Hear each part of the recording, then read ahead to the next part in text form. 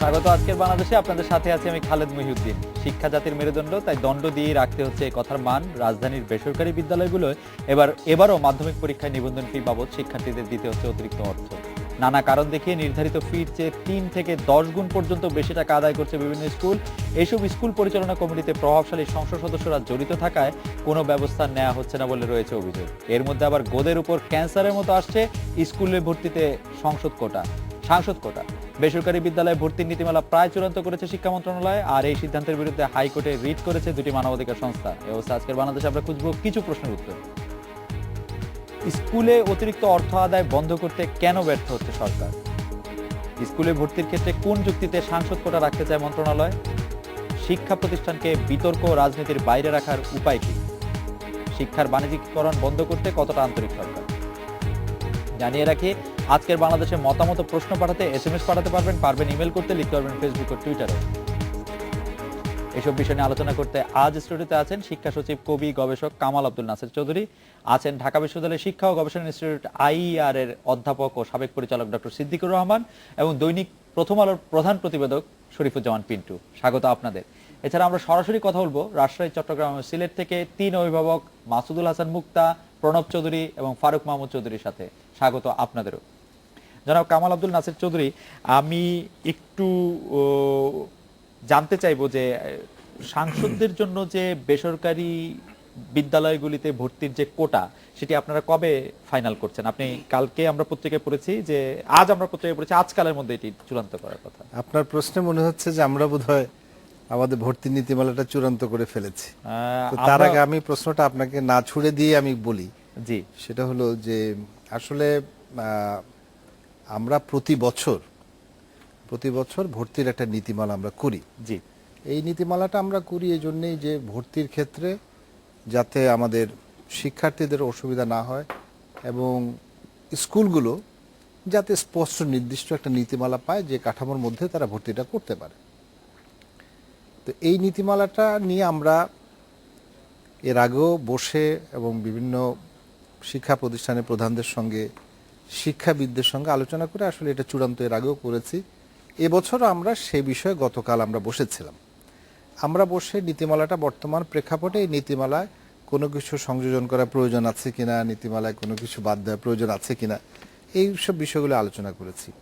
প্রাসঙ্গিকভাবে একটু আমি জানিয়ে রাখি, সেটা হলো যে এর আগে গত বছর আমরা যখন নীতিমালাটা করি সে সময় আমরা একটা প্রস্তাব পেয়েছিলাম। প্রস্তাবটা ছিল এরকম যে মাননীয় সংসদ সদস্যদের জন্য তাদের যে নির্বাচনী এলাকার যে স্কুল আছে বা শিক্ষা প্রতিষ্ঠানে ভর্তির জন্য 2% কোটা রাখার জন্য একটা সুপারিশ আমরা সংসদীয় স্থায়ী কমিটির মাধ্যমে আমরা পেয়েছিলাম। তো আমরা গত বছর এই বিষয়টা আমরা বিবেচনা, আমাদের যে নীতিমালা সেই নীতিমালা আমরা বিবেচনা, শিক্ষা মন্ত্রণালয় থেকে আমরা বিবেচনা রাখতে পারিনি। তো এবছর আমরা যখন এই বিষয়গুলো নিয়ে আমরা বসেছি তখন কয়েকটা বিষয় সামনে এসেছে। যেমন আমাদের কিছু শিক্ষা প্রতিষ্ঠান তারা বলেছে যে তারা বড় শিক্ষা প্রতিষ্ঠান, প্রচুর ছাত্রছাত্রী সেখানে ভর্তি হতে চায় এবং তাদের জন্য একটা প্রেশার আছে, তারা একটু বড় অনুষ্ঠান করে লটারি, যেমন আমরা ক্লাস 1-এ লটারি সিস্টেমটা চালু করেছি। এই বিষয়টা নিয়ে আমি একটু বলতে চাই, কারণ শিক্ষা মন্ত্রণালয় কিছু ভালো কাজ, আমরা অনেকগুলি ভালো কাজ করছি, এটা আমাদের জনগণের সকলের জানা দরকারও আছে। তো এটা পরে আমি এই বিষয়টা নিয়ে বলবো। তো সেই অনেকগুলি বিষয়ের মধ্যে আলোচনা এক পর্যায়ে যেটা হচ্ছে যে আমাদের শিক্ষা মন্ত্রণালয় সম্পর্কিত যে সংসদীয় স্থায়ী কমিটি আছে, স্থায়ী কমিটি থেকে এবারও আমরা একটা সুপারিশ পেয়েছি। তারা জানিয়েছেন যে আমাদেরকে যাতে আমরা একটা কোটা রাখার ব্যবস্থা করি। তো মন্ত্রণালয় তো আসলে স্থায়ী কমিটি সুপারিশের পরে মন্ত্রণালয় পর্যালোচনা করে সিদ্ধান্তটা আসলে মন্ত্রণালয়। তো আমরা আমাদের সেখানে যেমন কয়েকজন শিক্ষাবিদ ছিলেন, রাশেদা চৌধুরী, প্রফেসর ডক্টর ফরাসউদ্দিন ছিলেন এবং অন্যান্য অনেকে ছিলেন এবং বিভিন্ন প্রতিষ্ঠানের প্রধানরাও ছিলেন। তো আমরা সেখানে পুরো বিষয়গুলি আলোচনা করেছি এবং সেখানে সাংসদদের যে কোটা রাখার যে প্রস্তাবটা, সেই প্রস্তাবটা নিয়ে আলোচনা করেছি এবং অন্যান্য বিষয়গুলি নিয়ে আলোচনা করেছি। যেমন আমাদেরকে কেউ বলেছেন যে তারা যেহেতু তাদের ভর্তি প্রক্রিয়াতে বেশ কিছু খরচ হয়, তারা সেজন্য সেটা, যেমন আমরা 100 টাকা করে ফর্মের দাম রেখেছি, তারা বলেছেন যে 100 টাকা ফর্মের দামটা না রেখে এটা আর একটু বেশি করার জন্য 500 টাকা করার জন্য। তো আমরা সেটা বলেছি যে না, এটা অনেক বেশি, কিন্তু আপনারা আমাদেরকে যুক্তি দিয়ে বোঝাতে হবে যে আপনারা কেন বেশি চাচ্ছেন। তো তারা তাদের যুক্তিগুলি দিয়েছে। তো যাই হোক, সমস্ত বিষয় আমরা আলোচনা করেছি। পরবর্তীতে যখন আমার সঙ্গে কথা হয়েছে সম্মানিত সাংবাদিকদের, আমি তাদেরকে বলেছি যে আমরা এসব বিষয়ে আলোচনা করেছি, তবে সিদ্ধান্ত মাননীয় মন্ত্রী যেহেতু তিনি একটু অসুস্থ এবং যে কারণে তিনি অফিসে ছিলেন, বলেছে ওনার সঙ্গে পরবর্তীতে আলোচনা করে আমরা আগামীকাল বা পরশু আপনাদেরকে আমরা সিদ্ধান্তটা জানাবো। তো সেই ব্যবস্থাটা এরকম, কিন্তু মানে আমরা আপনি কি দিয়ে মনে ফেলেছি করেন, ব্যাপারটা। আপনি কি মনে করেন এমপিদের জন্য বেসরকারি স্কুলে কোটা থাকা উচিত? বিষয়টা খুবই ব্যক্তিগত প্রশ্ন। আমি কোনো শিক্ষা সচিবের কাছে শিক্ষা সচিব হিসেবে আমি এই মুহূর্তে ব্যক্তিগত প্রশ্নের উত্তর দিতে ব্যক্তিগত চাই প্রশ্ন না। না, শিক্ষা সচিবের কাছে। কারণ আমি মনে করি আমার বিষয়টা হচ্ছে যে মন্ত্রণালয় আলোচনা করে সিদ্ধান্ত নেবে, আমি বলেছি পর্যালোচনা করে, এবং আমরা আগামীকাল আমরা নীতি সরকারের নীতি নির্ধারক হিসেবে আপনি কি মনে করেন আগামীকাল এই নীতিমালাটা জারি হবে, আগামীকাল নীতিমালা জারি হবে, তখনই আপনারা দেখতে পাবেন যে আসলে মানে এই যে প্রশ্নগুলি উত্থাপিত হচ্ছে, এই প্রশ্নগুলি সম্পর্কে আপনারা উত্তর পেয়ে যাবেন আমি আশা করি। শিক্ষা সচিব হিসেবে এই প্রশ্নটা করা মানে আমি করতে চাই আপনাকে যে আপনি কি মনে করেন যে এই কোটা সিস্টেম আমরা যেরকম শুনেছি যে প্রবাসীদের সন্তান, মাধ্যমিক উচ্চ শিক্ষা অধিদপ্তর ও শিক্ষা বোর্ডের কর্মকর্তা কর্মচারী সন্তানদের জন্য, এমপিদের জন্য কোটা থাকা প্রয়োজন না, এখানে আমরা বলি আসলে যেটা হয়েছে যে অনেকে কোটার চেয়েছেন, কিন্তু আমরা যে যেমন মুক্তিযোদ্ধাদের জন্য আছে, প্রতিবন্ধীদের জন্য আছে, এবং প্রবাসীদের জন্য কোটা রাখা যায় কিনা সেই বিষয়টা আলোচনা হয়েছে। তবে আমি এখন ব্যক্তিগত প্রশ্ন করলে আসলে এটা আমি বলবো যে শিক্ষা সচিবের কাছে কোনো প্রশ্নই ব্যক্তিগত না, ব্যক্তিগত প্রশ্ন করলে, কারণ আমার মতামতটা এখানে আসলে খুব মুখ্য নয়।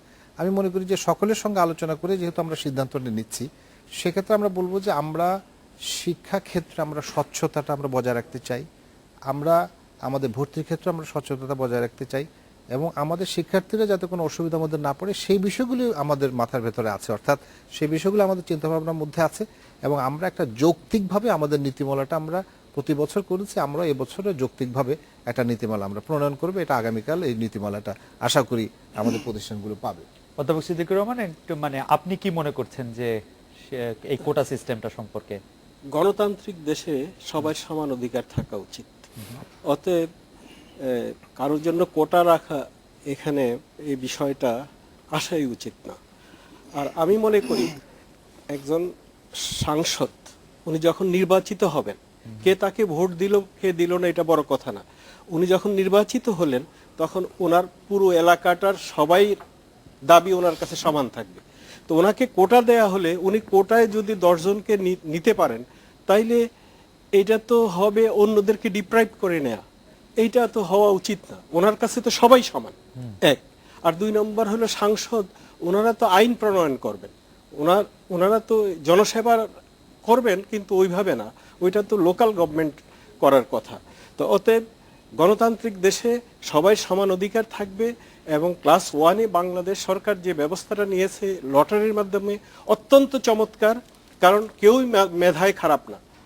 তো অতএব এই ব্যবস্থাটা প্রবর্তনের ফলে একটা ভালো কাজ হলো। এখন যদি আমরা সাংসদকে দেই, বিদেশে যারা প্রবাসী তাদেরকে দেই, তাইলে আমাদের সাধারণ ছেলে মেয়েদের জন্য সুযোগটা কমে যাবে। এই সুযোগ কমাবার অধিকার আমাদের হয়তো নেই, থাকা উচিত না। জনাব শরীফুজ্জামান পিন্টু, আপনার কাছে কি মনে হয় যে আমরা যদি আপনার কাছে জানতে চাই যে এই কোটার দাবিটা সাংসদেরা তুললেনি বা কেন, মানে এটা কেন তাদেরকে তুলতে হলো? অনেকে আবার বলেছেন যে আমাদের ছেলেমেয়েরা পাশ করে গেছে, আমরা আমাদের মানে যারা আমাদের সাপোর্টার আছেন, জনগণ আছেন, তাদের জন্য বলছি। এই আলোচনাটা কিন্তু গত বছর থেকেই শুরু হয়েছে, গত বছরও সংসদীয় কমিটির সভায় বিষয়টা উঠেছিল, কিন্তু এবছর যেটা এসছে আমরা যতটা সংবাদকর্মী হিসেবে যেটা জানি, অনেকটা প্রেশার হিসেবে শিক্ষা মন্ত্রণালয় এটা করতে হবে, এবং শিক্ষা মন্ত্রণালয় সম্পর্কিত সংসদীয় কমিটির এই সিদ্ধান্ত মোটামুটি মন্ত্রণালয় মেনে নিয়েছে যে এটা ইমপ্লিমেন্ট করতে যাচ্ছে। এবং সর্বশেষ যে খবরটা সেটা আজকের মাননীয় শিক্ষা সচিব মানে উনি সামনে আছেন, ওনাকে সামনে রেখেই বলি, প্রধানমন্ত্রী বিষয়টা নিয়ে বিরক্তি প্রকাশ করেছেন। এটা হচ্ছে যে আমাদের যেটা খবর সেটা উনি বিরক্তি প্রকাশ করেছেন, এবং উনি বলেছেন যে এটা না করার জন্য, এবং আমরা হয়তো বা কালকে সেই প্রতিফলনে দেখতে পাবো। অর্থাৎ যখন প্রধানমন্ত্রী হস্তক্ষেপ করলেন এবং আজকের সংবাদ মাধ্যমে যখন বিষয়টা নিয়ে হইচই হলো, সারা দেশ সেই বিষয়টা নিয়ে আলোচনা হচ্ছে, এরপরে প্রধানমন্ত্রী যখন সিদ্ধান্ত দিচ্ছেন তখন এই সিদ্ধান্তটা কিন্তু কিন্তু কার্যকর হতে যাচ্ছে। সংসদীয় দল যেটা বা সংসদীয় কমিটি যেটা, সেখানে তো প্রধানমন্ত্রীর অনুসারীরাই সংখ্যায় বেশি এবং তো তারা যে চাচ্ছেন, এমপিরা চাচ্ছেন, এবং এমপিরা এই পর্যন্ত একজন সংসদ সদস্য এরকম কথাও বলেছেন, নানা অজুহাতে শিক্ষামন্ত্রী ভর্তি নীতিমালায় এই বিষয়টি রাখেননি, গত বছর এই কথা বলেছিলেন যে নানা অজুহাতে। তো প্রধানমন্ত্রী তার সংসদ সদস্যদের প্রতি বিরক্ত প্রকাশ করছেন না কার প্রতি বিরক্ত প্রকাশ শুধু আরো দুঃখজনক ঘটনা হচ্ছে, এটা তো রইলই, প্রধানমন্ত্রী সেটা বলছেন, এই যে ভর্তির বেশি টাকা নেওয়া হচ্ছে যেসব স্কুলে, বড় বড় 3টা স্কুল আপনি যদি বলেন চট করে, ভিকারুননিসা, আইডিয়াল, মণিপুর, 3টেরই প্রধান হচ্ছেন সাংসদ এবং সংসদীয় কমিটির সভাপতি হচ্ছেন 2টা প্রতিষ্ঠানের পরিচালনা পরিষদের চেয়ারম্যান। 9,30,00,000 টাকা এই 3টা শিক্ষা প্রতিষ্ঠান বেশি নিয়েছে। আপনি চিন্তা করেন, অভিভাবকের পকেটের 9,30,00,000 টাকা এই শিক্ষা প্রতিষ্ঠানগুলো নিয়েছেন এবং শিক্ষা মন্ত্রণালয়ের নির্দেশ থাকা সত্ত্বেও তারা ফেরত দিচ্ছেন না, এবং আলটিমেটাম দিয়ে দিয়েছিলেন, আলটিমেটাম দিচ্ছেন, বারবার চিঠিপত্র চালাচালি হচ্ছে, দিচ্ছেন না। এবং কারা করছেন না, এই প্রতিষ্ঠানগুলোর নেতৃত্বে কিন্তু আছেন সংসদ সদস্যরাই আছেন। এবং যখন এই ভর্তি, যেখানে 600 আসন আছে, 900 ভর্তি করা হচ্ছে, দায়িত্বটা কিন্তু মূলত যাচ্ছে ওই সাংসদের কাছেই। তো এটা মানে শুধু বলা যায় দুঃখজনক। আজকের এই ঘটনার পর আমি একটু ওয়েবসাইটে দেখতেছিলাম যে আমাদের, ঠিক আছে, আমাদের প্রতিবেশী দেশে কি হয় সেখানে, তো দেখলাম বেশিরভাগ স্কুল হচ্ছে পিছিয়ে পড়া জনগোষ্ঠীর জন্য একটা কোটা থাকে বেশিরভাগ ক্ষেত্রে, এবং আমাদের দেশে যেটা আছে মুক্তিযোদ্ধা কোটা, প্রতিবন্ধী কোটা, ওকে। এবং আজকেও প্রধানমন্ত্রীও যেটা বলেছেন, যেটা আমরা বিশ্বস্ত সূত্রে জানতে পেরেছি, এই 2টো কোটা থাকবে এবং এটা নিয়ে কারো কোনো আপত্তি আছে এটা মনে হয় না, মুক্তিযোদ্ধা কোটা, প্রতিবন্ধী। কিন্তু আর যত কোটা আছে শিক্ষায়, কোনো কোটাই থাকা উচিত না, যত রকম চাপ থাকুক, যত রকম যুক্তি থাকুক। এবং যুক্তি নাই, এখানে যা আছে যে এক ধরনের কি বলা যায়, যে গায়ের জোর আছে, যেটা করতে হবে, আমি সাংসদ, আমার এলাকার শিক্ষা প্রতিষ্ঠানে আমাকে ডমিনেট করতে হবে, এবং সেই ব্যবস্থা কিন্তু অলরেডি আছে। উনি ওই প্রতিষ্ঠানের চেয়ারম্যান, উনি চাইলে 4টে প্রতিষ্ঠানের চেয়ারম্যানও থাকতে পারেন। এই যে সংসদীয় কমিটির কথা যেটা বলা হয়েছে, সেই সংসদীয় কমিটি গত বছর থেকে আপনাদের উপর এটা একটা আমি চাপই বলবো, এটা চাপ সৃষ্টি করে যাচ্ছেন। তারা বড় স্কুল কলেজগুলিতে তারা সংসদীয় বোর্ডে থাকছেন। এটা মানে এই রাজনীতিকরণ থেকে বেরিয়ে আসার কোনো উপায় আছে কিনা, বা এই রাজনীতিকরণ আমার জন্য কোনো ধরনের শুভ বয়ে নিয়ে আসতে পারে কিনা?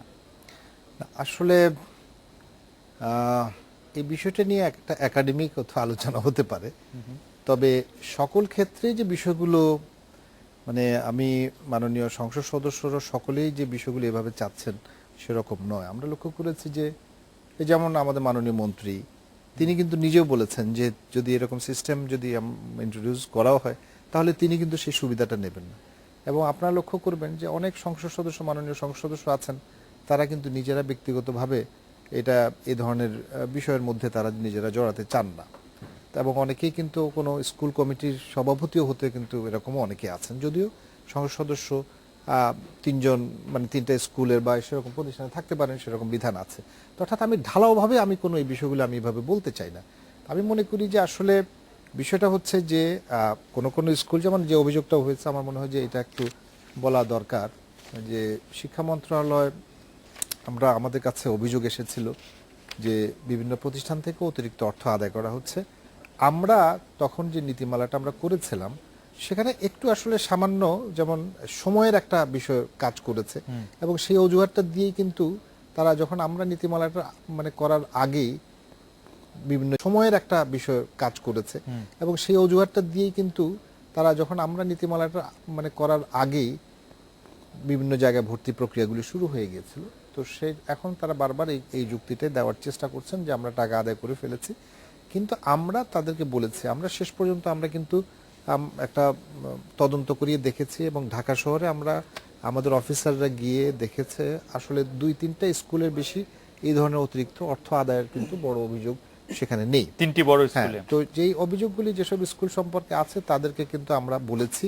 এমনকি গত পরশু আপনার পত্রিকা দেখবেন যে গত পরশু যখন তাদেরকে এটা অবিলম্বে বাস্তবায়নের কথা, তখন তারা আমাদের কাছে 15 দিনের জন্য সময় চেয়েছেন, এবং তারা বলেছেন যে আমাদের কারো গভর্নিং বডি ছিল না, আমাদের কিছু সিদ্ধান্ত আমরা নিতে পারিনি, এবং তারা আমাদের কাছে চিঠি দিয়ে কিছু আবেদনও করেছে। সার্বিকভাবে আমরা 15 দিন তারা সময় চেয়েছে।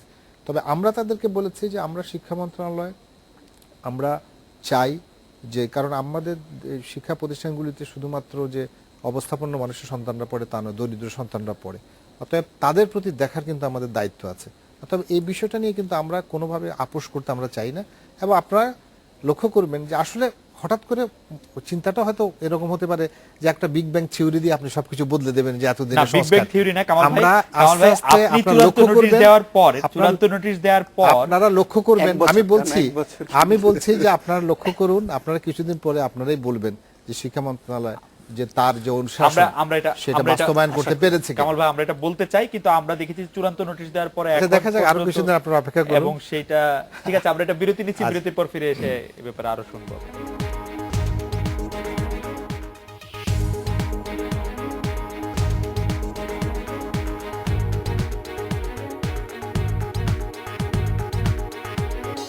বিরতির পর ফিরে এলাম। আজকের বাংলাদেশে আমরা কথা বলছিলাম শিক্ষা সচিব জনাব কামাল চৌধুরীর সাথে। জনাব কামাল চৌধুরী, আপনার কাছে আসার আগে আমাদের অনেক দর্শক কিন্তু এই মন্তব্য অলরেডি পাঠিয়েছেন, আমাদের এমপিরা এমনিতেই অনেক দুর্নীতির সাথে জড়িত, তাদেরকে আরো এই কোটা সিস্টেম করে বা বেসরকারি বিদ্যালয়ে ভর্তির কোটা সিস্টেম করে তাদেরকে যেন আরো বাড়তি এইসব দুর্নীতি বা দুঃশাসনের সাথে যুক্ত না করা হয়। আমি এই কথা বলতে চাই, আমাদের বাংলাদেশে যতগুলি মন্ত্রণালয় কাজ করছে, শিক্ষা মন্ত্রণালয় তার মধ্যে সবচেয়ে সফল মন্ত্রণালয়গুলির একটি, আমার ব্যক্তিগত মতামত। তারপরেও আপনি দেখেন, আপনার চেয়ারম্যান ফাহিমা খাতুন বলছেন অনেক সাংসদ প্রজ্ঞাপনের বাইরে তাদের পছন্দের ব্যক্তিকে মনোনয়ন দিতে বা অন্যের মনোনয়ন বাতিল করতে শিক্ষা বোর্ডে আনুষ্ঠানিক চিঠি উইদিন ব্র্যাকেট ডিও পাঠান। এই নিয়োগ প্রতিনিয়ত ঝুট ঝামেলা লেগে থাকে। আপনি আপনার জায়গাতে একটু ব্যাখ্যা করবেন যে আপনারা এক ধরনের নিয়মের মধ্যে আনতে চাচ্ছেন রাজনীতিবিদদের জন্য বা সংসদ সদস্যদের জন্য, আপনারা এটা যথেষ্ট পরিমাণে পাচ্ছেন কিনা? না, এটা শুধুমাত্র আমি রাজনীতিবিদদেরকে আমি দোষারোপ করতে চাই না। আসলে আমাদের শিক্ষা ব্যবস্থা, আমি মনে করি যে একটা সংস্কার দরকার। সংস্কারটার দরকার হচ্ছে যে একটা তদবিরের সংস্কৃতি চালু হয়েছে, সেই সংস্কৃতি থেকে আমাদের মুক্ত হওয়া দরকার। যে বিষয়গুলো আসলে আমাদের বোর্ডগুলি সম্পাদন করতে পারে, যখন বোর্ড যখন করতে পারছে না, তখন দেখা যাচ্ছে যে মন্ত্রণালয়ে পাঠানো হচ্ছে, অর্থাৎ কোনো শর্ত শিথিল করে। কিন্তু কোনো কোনো জায়গায় হয়তো প্রাপ্যতা আছে আপনার 10টা, সেখানে ইতিমধ্যে এই ধরনের নানা তদবিরের কারণে দেখা গেছে যে একসময় আরো বেশি হয়ে গেছে, তারা আরো করতে চাচ্ছে। তো এই করতে গেলে আসলে শিক্ষা যে প্রশাসন, সেই প্রশাসনটাকে আপনি সুষ্ঠুভাবে রাখতে পারবেন না। অতএব এই জায়গাগুলিতে আমার মনে হয় যে এটা শুধুমাত্র যে অনেক সময় কিন্তু সাংসদরা এবং বাংলাদেশে যে প্রেক্ষাপট, তাতে সাংসদদের কাছে কিন্তু জনগণের দাবিও অনেক বেশি, তারাও কিন্তু অনেক ধরনের প্রেশার তাদের উপর ক্রিয়েট করে, তা ওনারা এসে বলতে অনেক সময় বাধ্য হন। এটা কিন্তু আমি একেবারে শুধুমাত্র যে দোষারোপ করবো ব্যাপারটা সেরকম নয়। তবে এটা ঠিক যে শুধু যে তারা নয়, বদলির জন্য তো বহু লোক আসে, তারা নিজেরাই ব্যক্তিগতভাবে তদবির করার জন্য অনেকে আসে। পুরো সিস্টেমটার মধ্যেই এখনো কিছু সমস্যা আছে, আমরা সেটা চেঞ্জ করা দরকার আমি মনে করি। জনাব সিদ্দিকুর রহমান, মানে শিক্ষা মন্ত্রণালয়ে কাজ করেন এমন কর্মকর্তা কর্মচারীরাও যে তাদের বাচ্চাদের জন্য মানে কোটা দাবি করছেন, সেই ব্যাপারটা কিভাবে ব্যাখ্যা কোনো করবেন? কোটা মুক্তিযোদ্ধা এবং প্রতিবন্ধী। প্রতিবন্ধী ছাড়া কোনো কোটাই থাকা উচিত না। এবং আমি বলবো, আমি ঢাকা ইউনিভার্সিটির শিক্ষক, ঢাকা ইউনিভার্সিটির শিক্ষকদের ছেলে মেয়েদের জন্য কোটা আছে, এই কোটাও থাকা উচিত না কোথাও। এটা জাতীয় বিশ্ববিদ্যালয়, এটা কি জাতির স্যার- টাকায় চলে, যে মানে এটা মানে বাংলাদেশে কোনো শিক্ষা প্রতিষ্ঠানেই থাকা কোটা কোটা থাকবে না, মেধার ভিত্তিতে আসবে। এবং আমি যে কথাটা বারবার বলতে চাই যে সাংসদ যিনি, উনি তো তার এলাকার সব জনগণের জন্যই কল্যাণ চাইবেন। তাইলে উনি যদি 10 জনকে কোটায় ভর্তি করেন, তাহলে অন্য 10 জন যে মেধা পেল না, তার প্রতি অন্যায় করা হলো। তাতে উনি তো 10 জনকে সুযোগ করতে গিয়ে অন্যকে ডিপ্রাইভ করলেন। ওইটা কি করে হয়? না, এখানে আরো একটু আমি না, add আমি করি। আমি একটু পিন্টু ভাইয়ের কাছে আসি। শিক্ষা যে সচিব কোটা মহোদয় যেটা সিস্টেমের একটা তো বলছিলেন, জি। যে শিক্ষা প্রতিষ্ঠানের সংস্কার, দেখেন আমাদের এই শিক্ষা প্রতিষ্ঠানের মধ্যে প্রতিষ্ঠানের overall রাজনীতি বিষয়ের মধ্যে। রাজনীতি কিভাবে ঢুকায় দেওয়া হয়েছে সেটা দেখেন। দেশে প্রায় 30,000 বেসরকারি শিক্ষা প্রতিষ্ঠান আছে। এই 30,000 শিক্ষা প্রতিষ্ঠানের নেতৃত্বে কারা আছে আপনি এখন চট করে দেখেন। সব সরকারি দলের, যখন যে সরকার ক্ষমতায় থাকে তখন সেই সরকারি দলের স্থানীয় রাজনৈতিক নেতারাই এই শিক্ষা প্রতিষ্ঠানে আছেন, গভর্নিং বডিতে আছেন বা ম্যানেজিং কমিটিতে এতে আছেন। কি অসুবিধা হচ্ছে? এখানে আপনি তাহলে এটা হচ্ছে যখন যে সরকার চেঞ্জ, আপনি বিএনপির সময় যারা ছিলেন এখন তারা নাই, এখন যারা আছেন হয়তো পরবর্তীতে যে সরকার থাকবে তারা। মাঝখানে যখন হলো যে বিএনপিও নাই, আওয়ামী লীগও নাই, তত্ত্বাবধায়ক সরকার, তখন দেখা গেল যে ব্যুরোক্রেসির হাতে চলে গেল এবং মানে আমলাতন্ত্র শিক্ষা প্রতিষ্ঠানগুলো পরিচালনা করলেন। এবং দেখা গেল যে এমন একজন ডেপুটি সেক্রেটারি বা এডিসি আছেন, 30টা শিক্ষা প্রতিষ্ঠানের সভাপতি একা।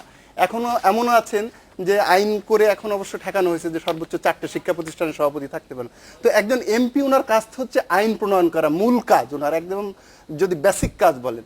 তো উনি এখন দেখা যাচ্ছে এই শিক্ষা প্রতিষ্ঠানের সঙ্গে উনি জড়িত থাকবেন, উনি ঠিকাদারির সঙ্গে জড়িত থাকবেন, উনি ভর্তির সঙ্গে জড়িত থাকবেন, উনি এলাকার সবকিছুর সঙ্গেই যদি উনি জড়িত থাকতে চান, তাহলে তো আর সেখানে তার মধ্যে তো অনৈতিক বিভিন্ন চর্চার বিষয় আমাদের স্বাভাবিকভাবে এসেই আপনি যাচ্ছে। যদি একটু অন্য বিষয়ে আপনার দৃষ্টি আকর্ষণ করছি যে এই যে চূড়ান্ত সময় শেষ হয়ে যাওয়ার পর এতদিন পার হওয়ার পরে বাড়তি টাকাটা যেটা 3টি বড় স্কুল ঢাকার নিল সেটা আদায় করতে পারছে না কেন শিক্ষা মন্ত্রণালয় আসলে? এটা বা আমি বলবো যে শিক্ষা মন্ত্রণালয়ের অনেক সফলতার মধ্যে দুইটা ব্যর্থতা এই মুহূর্তে আমাদের কাছে মানে একেবারে মানে স্পষ্ট। সেটা হলো, একটা হলো যে এই 3টা শিক্ষা প্রতিষ্ঠানের কাছ থেকে বাড়তি 9,30,00,000 টাকা আদায় করতে না পারা এবং কোচিং সেন্টার বন্ধ করার যে উদ্যোগ এবং আদালতের নির্দেশ অনুযায়ী যে উদ্যোগ সেটা ইমপ্লিমেন্ট করতে না পারা। এটা অবশ্য কিছুটা কঠিন কাজ, সারা দেশে এটার ব্যাপক বিস্তার, এটা হয়তো বা একটু সময় লাগবে, কিন্তু এই কাজটা করে শিক্ষা মন্ত্রণালয়কে খুব দ্রুত দেখিয়ে দেওয়া দরকার যে শিক্ষা মন্ত্রণালয় যে অন্যান্য ক্ষেত্রে তার যে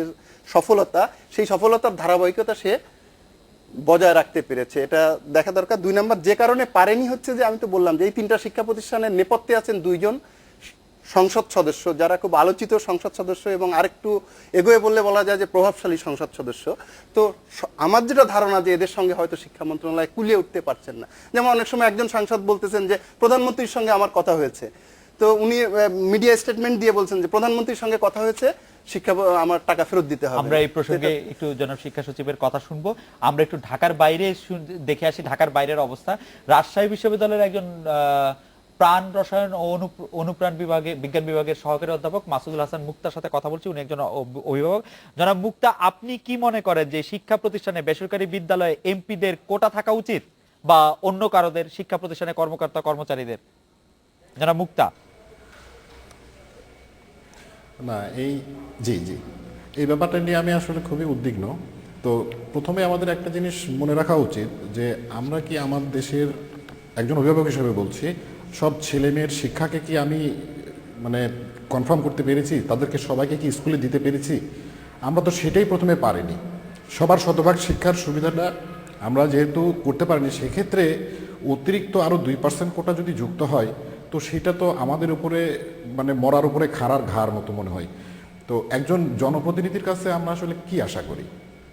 একজন অভিভাবক হিসেবে আমি যেমন আমার পরিবারের সন্তান, আমার বাচ্চা কাচ্চার সর্বোত্তম সব কিছু সুযোগ সুবিধার ব্যবস্থা করি, তার পড়াশোনা থেকে শুরু করে।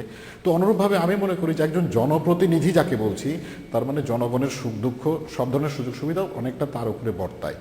তো আমার এলাকার যিনি জনপ্রতিনিধি, আমার সন্তান কোথায় পড়বে না পড়বে আমার পাশাপাশি কিন্তু ওনারও অনেকখানি দায়িত্ব চলে আসে।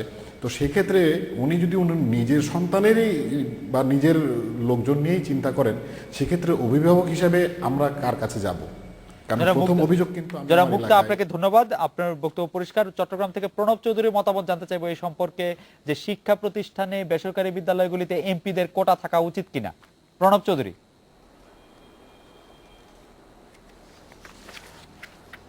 ধন্যবাদ। এটি অলিখিতভাবে আছে, হ্যাঁ, অনেকেই এমপিদের কাছে যান এই জন্য, এবং এই প্রক্রিয়ার মাধ্যমে কি যে এমপিদেরকে কি একটি সীমা নির্ধারণ করে দেওয়া হচ্ছে কিনা, যে আগে তারা হয়তো 20 জন ভর্তি করাতেন, এখন 10 জন ভর্তি করাতে পারবেন, এটি হচ্ছে নাকি সীমার মাঝে অসীম ক্ষমতা তাদেরকে দিয়ে দেওয়া হচ্ছে?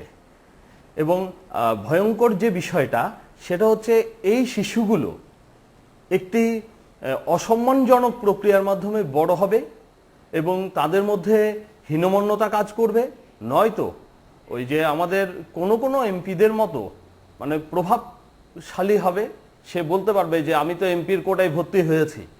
অর্থাৎ আমাদের ভবিষ্যৎ প্রজন্ম খুব দুর্বল হয়ে পড়বে। খুব গুরুত্বপূর্ণ একটি পয়েন্ট উনি বলেছেন যে মানে এমপির কোটায় ভর্তি হওয়া শিশুটি মানে একজন প্রভাবশালী শিশু হবে কিনা। সিলেট থেকে ফারুক মাহমুদ চৌধুরীর মতামত জানতে চাইবো। ফারুক মাহমুদ চৌধুরী, আপনি কি মনে করছেন এই কোটা সিস্টেম নিয়ে? ফারুক মাহমুদ চৌধুরী। জি না, আমি এই কোটা সিস্টেমের তীব্র বিরোধিতা করছি, কারণ আমরা জাতীয় সংসদ সদস্যদেরকে আমি এই কোটা সিস্টেমের তীব্র বিরোধিতা করছি, কারণ আমরা জাতীয় সংসদ সদস্যদেরকে ওইখানে আইন প্রণয়নের জন্য পাঠিয়েছি। ওইখানে আইন প্রণয়ন করবেন এবং বাস্তবায়ন করবেন। প্রত্যেকটা শরীরের দিকে যদি দেখেন তাহলে মুখের একটি কাজ আছে, মুখ দিয়ে আমরা খাওয়া দাওয়া করি।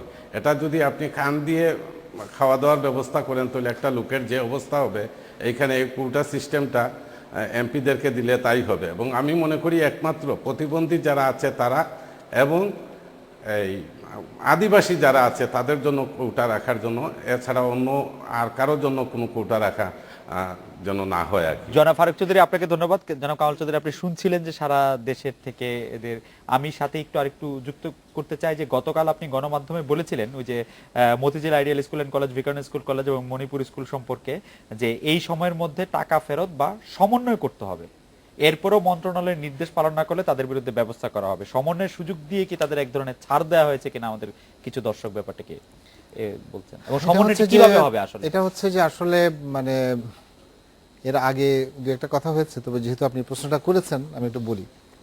আমরা কিন্তু প্রথমে সমন্বয়ের কথাটাই বলেছি, মানে এটা একটু গ্যাপ আছে, তথ্য ঘাটতি।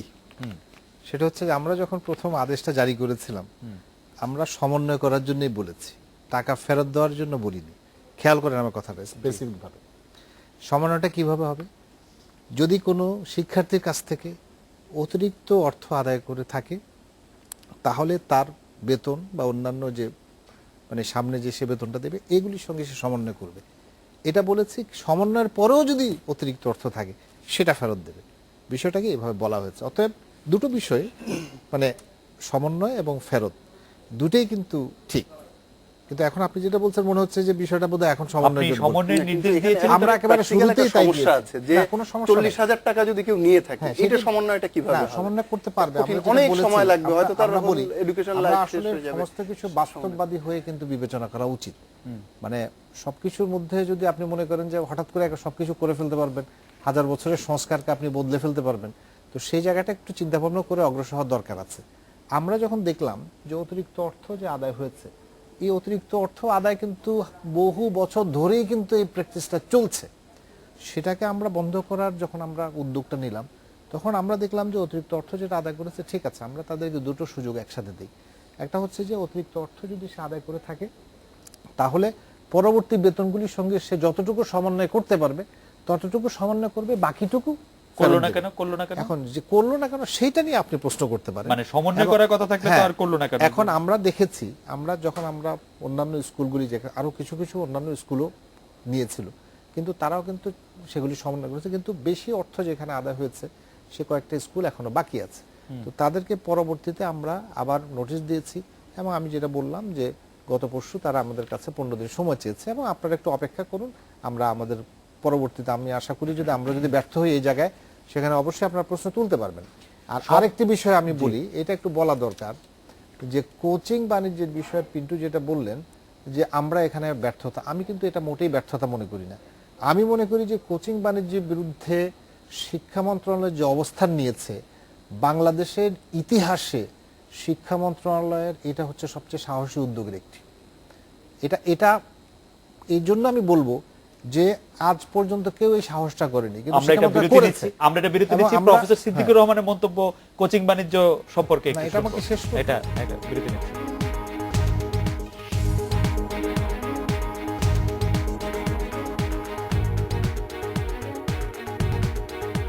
বিরতির পর ফিরে এলাম। আজকের বাংলাদেশে আমাদের একজন দর্শক আজাদ, উনি বলেছেন যে অতি সম্প্রতি একজন সংসদ সদস্য মন্ত্রী হওয়ারটা রিফিউজ করেছেন কারণ তিনি হয়তো মনে করেছেন দুটি স্কুলকে আয়ত্তে রাখা মন্ত্রী হওয়ার চেয়েও লাভজনক। জনাব কামাল চৌধুরী, আপনি বলছিলেন যে কোচিং বাণিজ্য বন্ধ করা বা কোচিং বাণিজ্যের ক্ষেত্রে সরকারের স্ট্যান্ড এই সরকারের সবচেয়ে সাহসী পদক্ষেপগুলি একটি, খুব সংক্ষেপে যদি আপনি একটু ব্যাখ্যা করতেন। হ্যাঁ, আমি খুব দ্রুত আপনাকে বলবো, সেটা হলো যে অনেকের ধারণা যে কোচিং বাণিজ্যের নীতিমালাটা জারি করে বোধহয় আমরা চুপচাপ বসে আছি, কিন্তু আমরা কিন্তু চুপচাপ বসেনি। ইতিমধ্যে শুধু কোচিং এর সঙ্গে সম্পৃক্ততার কারণে বেশ কজন আমরা শিক্ষককে কিন্তু বদলিও করেছি।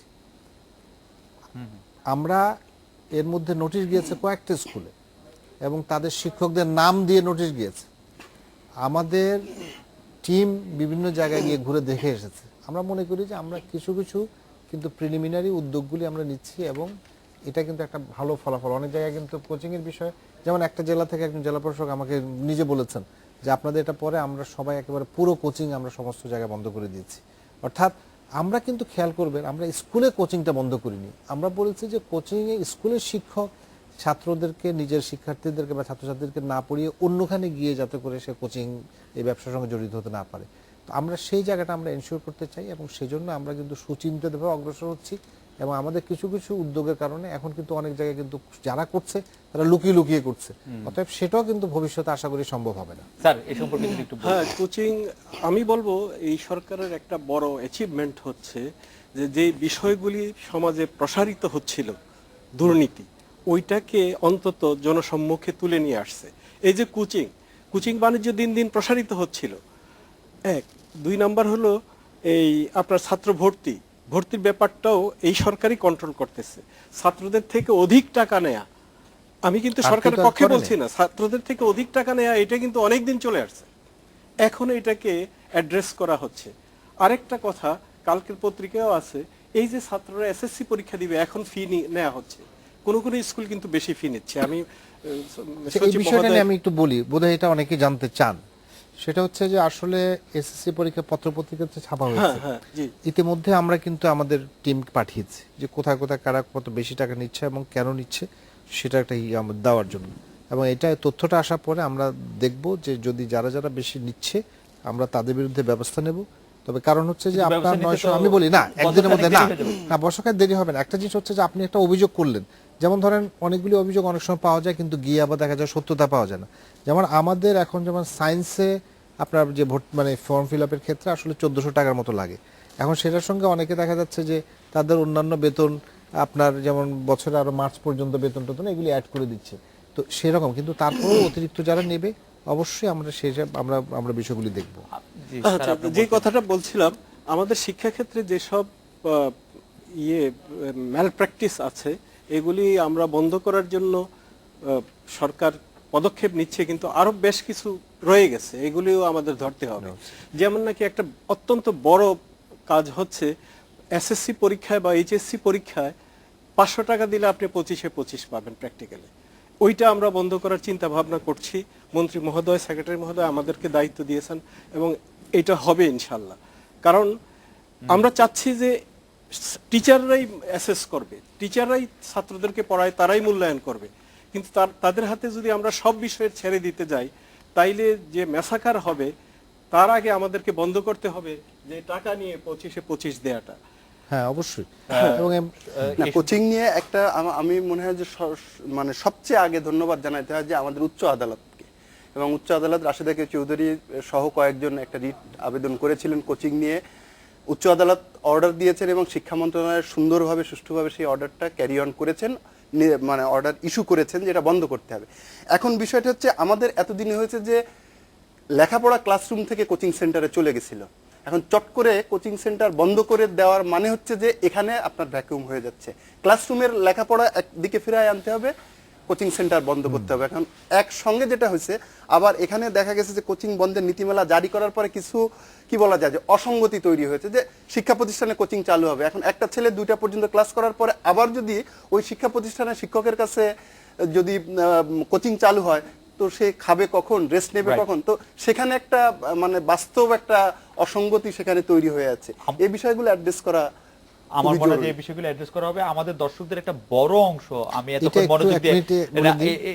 কামাল ভাই এইটা একটু যদি আপনি একটু বলেন, আমাদের দর্শকদের একটা বড় অংশ, আমি ল্যাপটপে দেখছিলাম যে অনেক এসএমএস আসছে একটা বিষয় নিয়ে, সেটা হচ্ছে ন্যাশনাল ইউনিভার্সিটি, জাতীয় ইউনিভার্সিটিতে একটি সেশন জট লাগিয়ে রাখা হয়েছে, সেশন জট লেগে রাখছে কারণ বেসরকারি বিশ্ববিদ্যালয়গুলি থেকে যাতে তাড়াতাড়ি লোক বের হতে পারে এবং বেসরকারি বিশ্ববিদ্যালয়গুলো যেন জনপ্রিয় হয়, এবং এই ব্যাপারে কেউ কোনো মনোযোগ দিচ্ছে না, না। এখানে কথাটা আমাদের বোধহয় অনেক আমি দর্শক- যদিও জাতীয় বিশ্ববিদ্যালয় আসলে মানে যদি শিক্ষা সচিব হিসেবে হ্যাঁ অবশ্যই আপনি সকল syndicate বিশ্ববিদ্যালয়ের member সঙ্গে also। সম্পৃক্ত আমরা, সেটাও ঠিকই। তবে সকল প্রশ্নের তো আসলে আমি মনে করি যে উত্তর মানে যেভাবে হয়তো সকলে আপনারা চান সেটাও হয়তো উত্তরটা সেভাবে পাওয়া যাবে না। তবে তারপর আমি মনে করি যে একটা বিষয় একটু বলা দরকার, সেটা হলো যে জাতীয় বিশ্ববিদ্যালয়ের কিন্তু একটা সমস্যা আছে। সমস্যাটা হচ্ছে যে সকল বিশ্ববিদ্যালয়গুলি যখন পরীক্ষা শেষ হয় তারপরে কিন্তু জাতীয় বিশ্ববিদ্যালয়ে ভর্তি হয়, তার আগে কিন্তু জাতীয় বিশ্ববিদ্যালয়ে ভর্তি হয় না। অতএব জাতীয় বিশ্ববিদ্যালয় আর অন্যান্য বিশ্ববিদ্যালয় একই সময় বের হবে আপনি এটা আশা করতে পারেন না। কিন্তু সেশন জট যেটা বা বিলম্বটা, সেই বিলম্বটা পরিহার করার জন্য ইতিমধ্যে আমরা অনেকবার আমরা আমাদের যেমন সিন্ডিকেট মিটিং আমরা বসেছি, এখন আপনার জাতীয় বিশ্ববিদ্যালয় কিন্তু তুলনামূলকভাবে অনেক দ্রুত কাজ হচ্ছে এবং সেটা কিন্তু আগের চাইতে দ্রুত, এটা আমার মনে হয় এটা স্বীকার করবেন, এটা পিন্টু নিজেও জানেন। তো এটা ঠিক যে জাতীয় বিশ্ববিদ্যালয় এখনো কিছু সমস্যা আছে, এটা নিরসন করার চেষ্টা হচ্ছে। কিন্তু ওই যে বিষয়টা অনেকে কিন্তু জানে না যে জাতীয় বিশ্ববিদ্যালয়ে কিন্তু এখন ঢাকা বিশ্ববিদ্যালয়ে যারা ভর্তি না হবে তারা কিন্তু অন্য জায়গায় গিয়ে যায়। এটা না, এটা এভাবে অনেক একটু বড় সময় problem লাগে। জাতীয় তারপরে বিশ্ববিদ্যালয়ে আছে। এবং আমি যদি বলি যে বিশ্ববিদ্যালয়ের অনেক ইস্যু জি। শিক্ষা মন্ত্রণালয়ের সবচেয়ে বড় ব্যর্থতা কি, আমি বলবো জাতীয় বিশ্ববিদ্যালয়। এবং বর্তমান প্রধানমন্ত্রী ক্ষমতা আপনি নেওয়ার তো পরে শিক্ষা মন্ত্রণালয়ের ব্যর্থতা না, না, ক্রমাগতভাবে বলেই আমি যাচ্ছেন। বর্তমান প্রধানমন্ত্রী আসার পরে সবচেয়ে বড় ব্যর্থতা কি, আমি বলবো জাতীয় বিশ্ববিদ্যালয়। এবং বর্তমান প্রধানমন্ত্রী ক্ষমতা আপনি নেওয়ার তো পরে শিক্ষা মন্ত্রণালয়ের ব্যর্থতা না, না, ক্রমাগতভাবে বলেই আমি যাচ্ছেন। বর্তমান প্রধানমন্ত্রী আসার পরে প্রথমেই বলেছিলেন জাতীয় বিশ্ববিদ্যালয় ভেঙে দিবেন, সেটা কিন্তু পরে ওনাকে বুঝিয়ে জাতীয় সবাই মিলে বিশ্ববিদ্যালয় শিক্ষাবিদরা অনেক- বলেছিলেন। এবং দেখবেন যে এখানে এই বিশ্ববিদ্যালয়ে এত রকম জটিলতা তৈরি হয়ে আছে, এবং রাজনীতি কত খারাপ হতে পারে, রাজনীতি যদি খারাপ অর্থে ব্যবহার করা হয় তার বড় প্রমাণ হচ্ছে জাতীয় বিশ্ববিদ্যালয়। এবং এখানকার আমি বলবো যে জাতীয় সেটআপটা আছে, বিশ্ববিদ্যালয়- সরকার যাদের উপর ডিপেন্ড করেছিলেন, যে ভিসি, যে প্রভিসি, যে ট্রেজারার, যারা সরকারের খুব আস্থাভাজন হিসেবে সরকার তাদের উপর ডিপেন্ড করেছিলেন, তারা পুরোপুরি ব্যর্থ হয়েছেন। এবং এই ব্যর্থতার দায়ভারই কিন্তু শিক্ষা মন্ত্রণালয় স্যার, আপনি যদি সরকারের একটু বলেন উপর জাতীয় আছে। বিশ্ববিদ্যালয়কে সত্যি মানে সরকারিভাবেই মানে দুর্বল করে রাখা হচ্ছে কিনা? অ্যাকচুয়ালি আমার মনে হয় না ওইটা ঠিক, কিন্তু সেশন জ্যাম আছে, কিন্তু ওইটা যে ইচ্ছা করে করা হচ্ছে এটা আমি বিশ্বাস করি না। এক, কিন্তু আরেকটা কথা, এই সেশন জ্যাম নিয়ে এবং পাবলিক ইউনিভার্সিটি প্রাইভেট ইউনিভার্সিটির যে দ্বন্দ্ব, ওইটা নিরসনের জন্য অত্যন্ত একটা চমৎকার পদ্ধতি আছে। আমাদের এইচএসসি পরীক্ষা মার্চ মাসে হয়ে যায়, অথচ আমরা জুলাইয়ের আগে সেশন আরম্ভ আচ্ছা, করতে আমার পারি মনে না। হয় কি জাতীয় বিশ্ববিদ্যালয়ের যদি আপনি কোনো একজনকে ডেকে বিষয়গুলি তাহলে আরো ভালো তারা ব্যাখ্যা আরো দিতে ভালো পারবে। দেবে। আমি মানে শুধু দর্শকদের কারণ এই প্রশ্ন- কথাটা একটু বলা, সেটা হচ্ছে যে জাতীয় বিশ্ববিদ্যালয়ের যে সমস্যাগুলি, সেই সমস্যাগুলি এই সময়ের সৃষ্ট নয়। জাতীয় এই কিন্তু কথাটা 4 সকলেই বছর জানে। পার হয়ে গেছে, এই এবং আমি সমস্যার বলি যে সমাধান কিন্তু এইটা এখনো সমস্যা হয়নি, সেটাও ইতিমধ্যে আরেকবার মামলা বলতে হয়েছে, এটা একটা বড় এটা legacy, বহু মামলা মোকদ্দমা বড়- অনেক কিছু হয়েছে। জাতীয় বিশ্ববিদ্যালয়কে অনেক মামলা মোকদ্দমা মোকাবেলা করে আজকে এই অবস্থায় আসতে হচ্ছে। তারপরে জাতীয় বিশ্ববিদ্যালয় বর্তমান যে জাতীয় বিশ্ববিদ্যালয় প্রশাসন, আমি বলবো যে তাদের মাধ্যমে অনেকটা স্ট্রিম লাইনে আনতে আমরা পেরেছে। আবার একটা এটা বিরতি হয়েছে। নিচ্ছি, বিরতির পর অন্য প্রসঙ্গে নিয়ে ফিরে আসবো।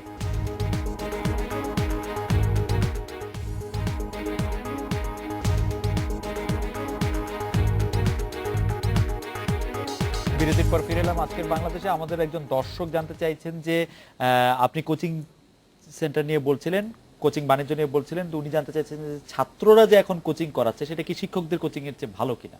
আপনি আসলে আমরা যেটা করতে চেয়েছি সেটা হচ্ছে যে আমাদের শিক্ষা প্রতিষ্ঠানের শিক্ষকরা ছাত্রছাত্রীদেরকে তাদের প্রতি মনোযোগ না দিয়ে তারা অন্য কোচিং সেন্টারে গিয়ে তারা কোচিং করাতেন এবং প্রাইভেট শয়ে ছেলে মেয়েকে প্রাইভেট পড়াতেন। এই জায়গাটা থেকে আমরা সরে আসতে চেয়েছি, এই বাণিজ্যটা আমরা বন্ধ করতে চেয়েছি। আমরা কিন্তু শিক্ষকদের প্রাইভেট পড়ানো বন্ধ করিনি।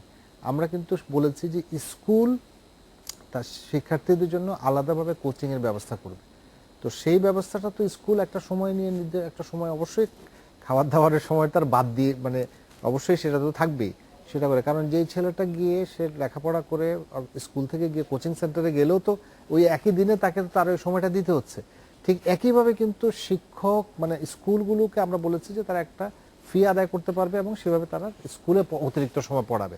তো সেটা হলে যেটা হবে, কামাল ভাই, আপনি শিক্ষার্থী তারা সময় বাংলাদেশের দেবে। সেরা ছাত্রদের একজন, আপনার কাছে কি পদ্ধতিটা একটু মানে মানে কেমন মনে হচ্ছে না?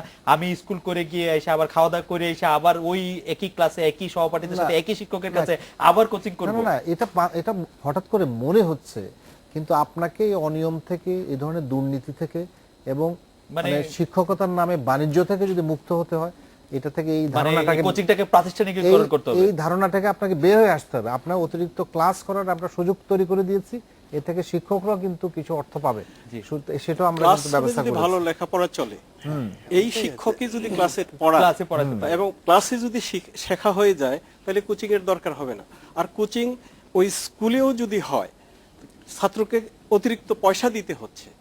তো অতএব ওইটা সরকার যে এটা নিয়েছে, ওইটা হলো একটা ফেজ আউট করার জন্য, যে অতিরিক্ত প্রথম পয়সাটা পর্যায়ে কিন্তু সামান্য।